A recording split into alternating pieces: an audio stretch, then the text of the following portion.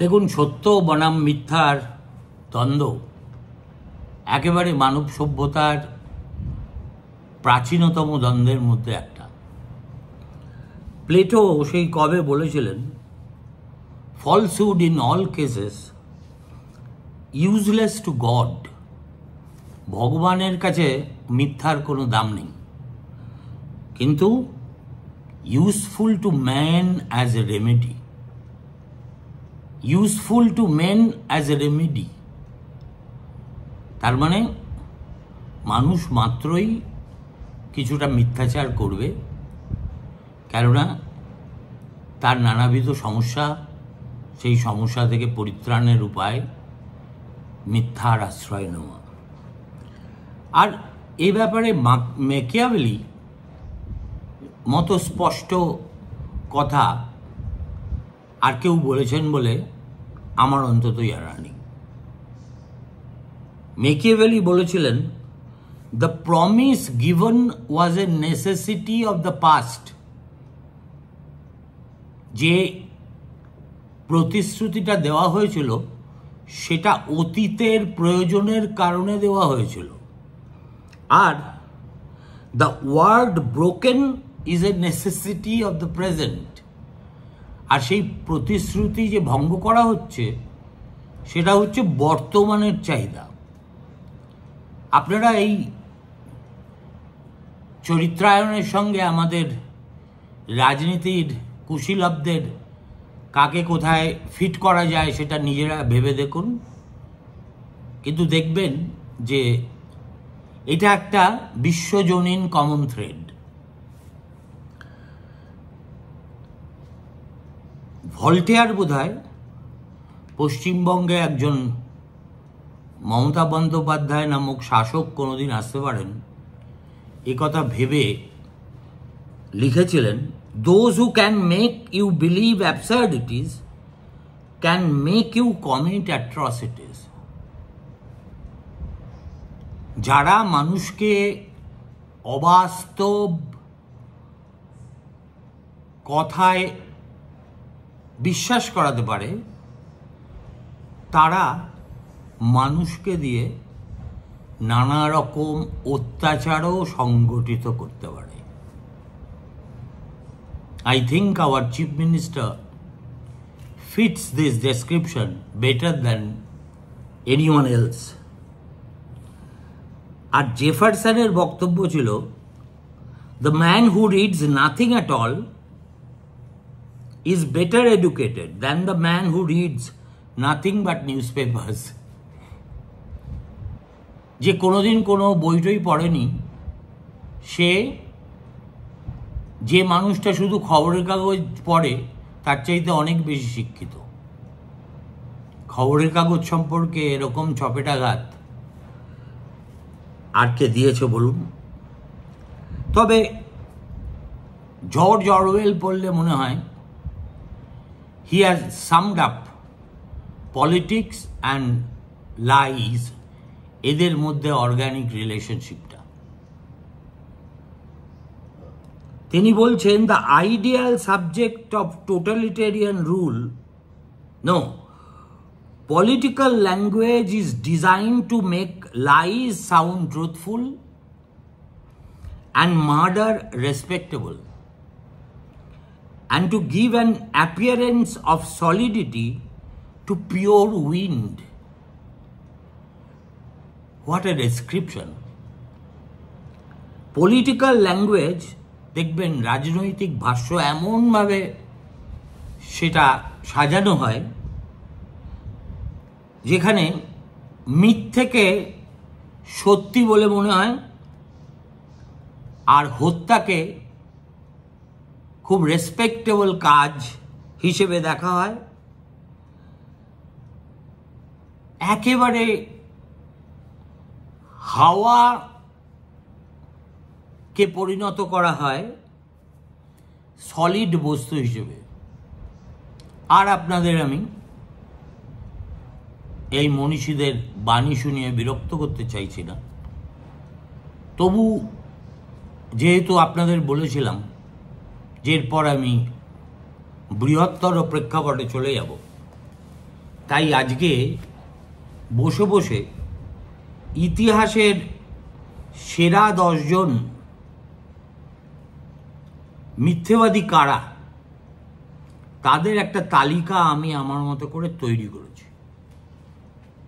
আমার সঙ্গে আপনাদের সবার একমত হতে হবে তা নয়, কিন্তু এটা আমার অধ্যয়নের ফল। হয়তো এর মধ্যে কিছু ঘাটতি থেকে যাবে, সেটা আপনারা নিজ গুণে মার্জনা করবেন। প্রথম নাম অবিসম্বাদিতভাবে অ্যাডলফ হিটলারের।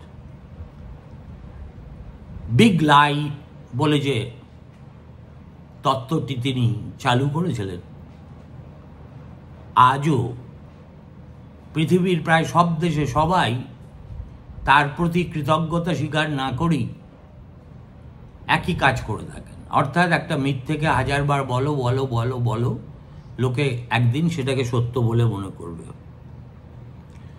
আর যত রকম প্রতিপক্ষের বিরুদ্ধে যত রকম আজগুবি তত্ত্ব সম্ভব, সেগুলো এমনভাবে রাষ্ট্র করো যাতে মানুষ তা বিশ্বাস করতে বাধ্য হয়। যেমন হিটলারের তত্ত্ব ছিল জার্মানির অর্থনীতি নাকি ইহুদিরা নিয়ন্ত্রণ করেন। ডাহা মিথ্যে কথা।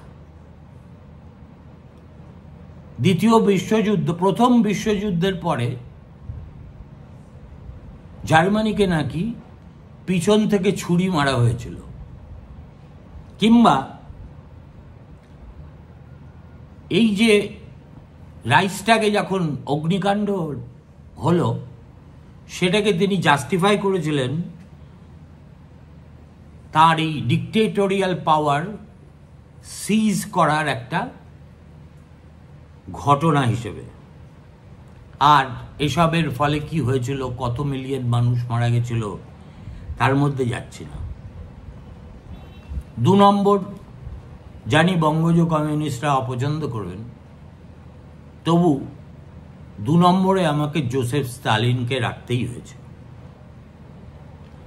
তিনি একটা নিজের পার্সোনালিটি কাল্ট তৈরি করায় বিশ্বাসী ছিলেন এবং তার সাফল্য সম্পর্কে অসংখ্য ফ্যাব্রিকেটেড ধারণা মানুষের মধ্যে বদ্ধমূল করে দেওয়ার জন্য সচেষ্ট ছিলেন। যেমন ইউক্রেনে যেটাকে বলা হয় হলোডোমোর ফেমিন, তাতে লক্ষ লক্ষ মানুষ মারা গিয়েছিল সে সময়। স্টালিন বলেছিলেন, কই কিছু তো হয়নি। কমিউনিস্ট পার্টির যারা দীর্ঘদিনের অনুগত কমরেড, একে একে তাদের প্রায় সকলকে তিনি নিকেশ করে দিয়েছিলেন। ক্যাটিন ম্যাসাকারের জন্য অনেক দিন যাবৎ তিনি নাৎসিদের দায়ী করতেন, যদিও তিনি নিজে জানতেন এটা নাৎসিদের কম্য নয়। তার আমলে বিচার ব্যবস্থা ছিল এই পুতিনের আমলের মতোই একটা প্রহসনের কক্ষ। গায়ের জোরে তিনি স্বীকারোক্তি আদায় করতেন, ইতিহাসের বই নিজের ইচ্ছা মতো পরিবর্তন করে দিতেন, এমনকি নিজের ছবিগুলো এয়ার ব্রাশ করে বিবিধ জায়গায় টাঙানোর ব্যবস্থা করতেন।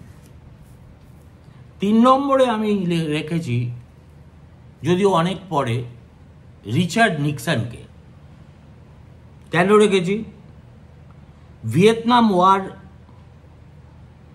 নিয়ে তিনি যত মিথ্যে কথা বলেছিলেন নিজের দেশবাসীর কাছে, সেটা প্রায় হিটলারের সঙ্গে সমতুল্য বলা চলে। যতদিন পর্যন্ত না সেই কলঙ্কিত টেপগুলো প্রকাশ্যে এলো, ততদিন পর্যন্ত তিনি ওয়াটারগেটের অস্তিত্ব অস্বীকার করে চলেছিলেন। এবং FBI, CIA, IRS এদেরকে যেভাবে তিনি ব্যবহার করেছেন, অনেকটা আজকে দিল্লির জমানার CBI, ED, ইনকাম ট্যাক্সকে ব্যবহার করার কথা মনে করিয়ে দেয়। অর্থাৎ তিনি স্টেটের ভিতরে আরও একটা প্যারানয়েড স্টেট তৈরি করে দেশটাকে শাসন করার চেষ্টা করেছিলেন। 4 নম্বরে বেনিতো মুসোলিনি। তিনি ইটালির সামরিক বিজয়ের কাহিনী এত অতিরঞ্জিত করে বলতেন যে লোকে তখনও বিশ্বাস করতো না, এখনো তো করেই না। ইথিওপিয়া ইনভেশন নিয়ে তার মিথ্যাচার আমরা দেখেছি, এবং তার জমানায় ইটালিতে ট্রেন নাকি ঠিক সময়ে চলতো বলে তিনি বারবার দাবি করতেন, সেটাও ডাহা মিথ্যা। তাঁর আমলে রোমের সেই যে গৌরবের ইতিহাস, সেটা নাকি পুনর্জীবিত হচ্ছে বলে মুসোলিনিকে প্রচার করতে দেখা যেত, সেটাও একই রকম মিথ্যা।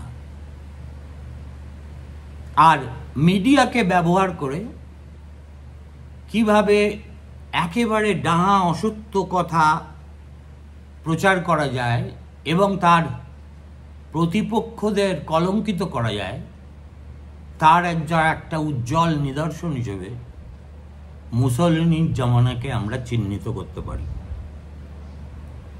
4 নম্বর উইনস্টন চার্চিল। কেন? জটিল কেস একটু। তিনি দ্বিতীয় বিশ্বযুদ্ধের হিরো ছিলেন, কোনো সন্দেহ নেই। তবু যে কারণে বাঙালি হিসেবে আমি তাকে দুনিয়ার অন্যতম মিথ্যুকের আসনে বসাই, সেটা হলো 1943 সালে বাংলায় যে মন্বন্তর হয়েছিল, ম্যান মেড মন্বন্তর, সেটা তিনি প্রথমে অস্বীকার করলেন, আর তারপরে তার জন্য ভারতীয়দের উপর দায় চাপিয়ে দিলেন। যদিও এই ফেমিনের উৎসস্থলে ছিল ইংরেজদের পরিকল্পিত ষড়যন্ত্র এবং এক শ্রেণীর ভারতীয় মুৎসুদ্দি ব্যবসায়ীর সক্রিয় সহযোগিতা। এই যে কলোনিগুলোতে ইংরেজরা যে ধরনের অত্যাচার করত, তিনি সেগুলোকে জাস্টিফাই করতেন সাম্রাজ্য বিস্তারের নৈতিক অবস্থান থেকে, অ্যাজ ইফ সাম্রাজ্য বিস্তার করতে গেলে উপনিবেশে এই ধরনের ঘটনা ঘটবেই, এ নিয়ে চেঁচামেচি করার কোনো দরকার নেই। এবং এসেনশিয়ালি তিনি ইম্পিরিয়াল ডিসেপশনকে তার অসাধারণ বাগ্মিতার আড়ালে লুকিয়ে রাখতে সক্ষম হতেন। তারপরে রেখেছি ফ্র্যাঙ্কলিন ডি রুজভেল্ট। কেননা তিনি যে পক্ষাঘাতগ্রস্ত হয়ে পড়েছেন, সেটা সাধারণ মানুষের সামনে আনতে বাধ্য হয়েছিলেন অনেক অনেক পরে। পার্ল হারবারের বিপদ তিনি বুঝতেই পারেননি, এমন একটা ভান করেছিলেন রুজভেল্ট। এবং যুদ্ধের দিকে যাতে আমেরিকান জনমতকে নিয়ে যাওয়া যায়, সেজন্য তিনি অনেক রকম বিভ্রান্তিকর প্রচারও চালিয়েছিলেন। তারপরে রেখেছি নেপোলিয়ন বোনাপার্ট, একেবারে যাকে master of propaganda and self mythologising বলা যায়। তিনি তার সামরিক অভিযান সম্পর্কে, যে যুদ্ধে তিনি হেরেছিলেন সেটাকে জয়ে রূপান্তরিত করার মধ্যে দিয়ে নিজেকে ইউরোপের মুক্তিদাতা হিসেবে প্রতিষ্ঠিত করার চেষ্টায় একটা হিস্টোরিক্যাল কাল্ট নিজেকে তৈরি করার, এবং ইকুয়ালিটি, ন্যাশনালিজম এবং মেরিটোক্রেসি সম্বন্ধে যা যা বলতেন প্রত্যেকটা অক্ষরে অক্ষরে মিথ্যা ছিল। এরপরে রেখেছি আমি জুলিয়াস সিজারকে। এই যে গলিক যুদ্ধ সম্পর্কে তিনি তার নিজের কমেন্টারিতে যেসব কথা লিখেছেন, সেগুলো উদ্দেশ্য ছিল নিজের জনপ্রিয়তা বাড়ানো। সত্যের সঙ্গে তাদের কোনো সম্পর্ক ছিল না। তিনি একেবারে সিলেক্টিভ ট্রুথ ব্যবহার করতেন আর ড্রামাটিক, মানে একেবারে নাটকীয় সব সিচুয়েশন তৈরি করতেন, যার উদ্দেশ্য ছিল নিজেকে রোমের পরিত্রাতা হিসেবে প্রতিষ্ঠিত করা, শত্রুপক্ষ সম্বন্ধে মিথ্যে কথা বলা এবং তা দিয়ে নিজের স্বৈরতন্ত্রকে জাস্টিফাই করা। এটাও জুলিয়াস সিজার তার জমানায় করে দেখিয়েছিলেন। শেষে আমি রেখেছি কনস্ট্যান্টিন দ্য গ্রেট। ইনিও রোমের শাসক, 272 থেকে 337 সি। তিনি কেন রেখেছি তাকে? falsely claimed to have seen a vision of the cross before a key battle to mar church and empire. এই যে আগে তো একেবারে চার্চ আর স্টেট, এই দুটোকে তো মেলাবে কি মেলাবে না, এই যে সংঘাত, সেটাও তো ইউরোপের ইতিহাসের একটা বড় দিক।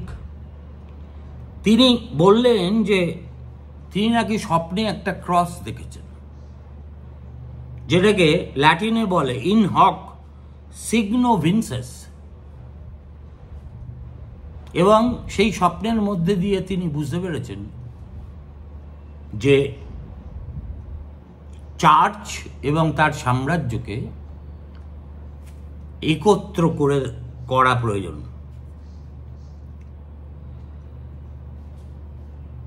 তার নিজের সাম্রাজ্যবাদী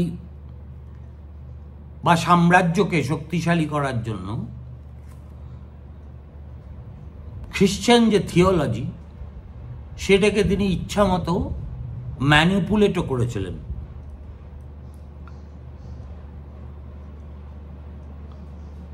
এবং 100 বছর ধরে যে ব্যবস্থাটা চালু ছিল, যাকে ইংরেজিতে বলা হয় রিলিজিও পলিটিক্যাল কন্ট্রোল, তার প্রতিষ্ঠাতাও এই কনস্ট্যান্টিন। আমি বিসমার্ককেও রাখতে পারতাম, কেননা যুদ্ধ করার জন্য তিনি নানা রকম মিথ্যা তৈরি করতেন। পার্লামেন্টে মিথ্যা বলতেন, রাজাদের সম্পর্কে মিথ্যা বলতেন,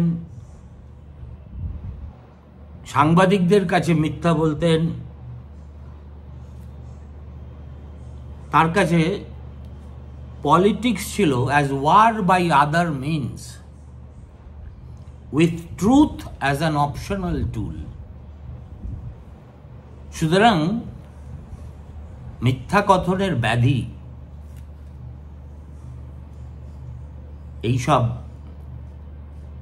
বিখ্যাত প্রাতঃস্মরণীয় ঐতিহাসিক চরিত্রের মধ্যেও সংক্রামিত ছিল।